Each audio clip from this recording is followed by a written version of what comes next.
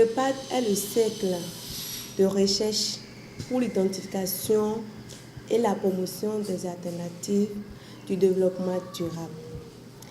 Et CREPAD a pour mission la sauvegarde communautaire de la biodiversité et le développement socio-économique durable.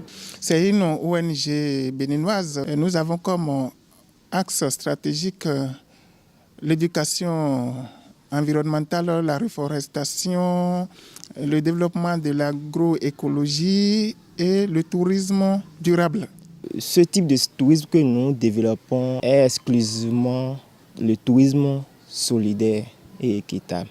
C'est-à-dire les touristes viennent, il y a des circuits, il y a des ateliers et les touristes passent la nuit chez les habitants. Ils s'initient aux activités que ces villageoises développent. Nous privilégions l'immersion culturelle.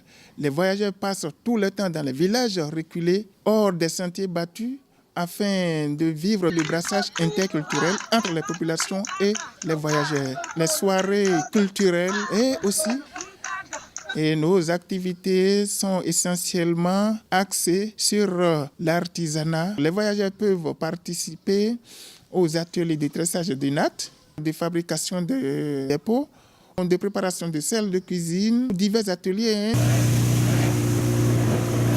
Les balades sur les cours d'eau typiques que nous avons dans les mangroves pour voir les activités des pêcheurs. Les voyageurs participent aux activités de protection de la biodiversité, de la faune surtout. Les voyageurs peuvent observer facilement les singes et participer à la protection de leur habitat. Une activité phare que CREPAD mène dans ces communautés, participer avec eux, échanger sur les méthodes, les modes de protection de la biodiversité, donner leur avis sur les activités que les villageois font avec CREPAD.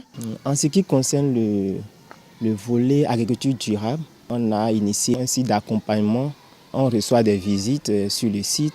Les groupements de femmes viennent accueillir des connaissances par rapport à la production agroécologique. Les groupements de femmes produisent, elles revendent dans la communauté.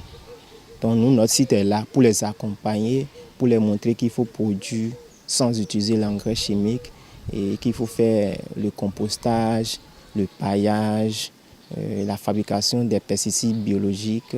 Tout ceci parce que les facteurs climatiques sont changeants.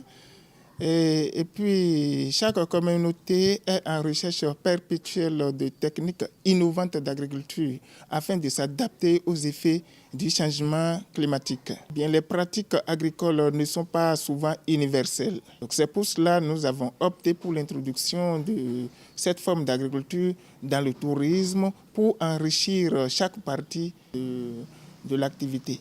Nous exhortons les voyageurs potentiels qui hésitent toujours dans le choix d'une destination authentique, pouvant faciliter l'immersion culturelle et sociale, de ne pas hésiter à porter le choix sur le Bénin.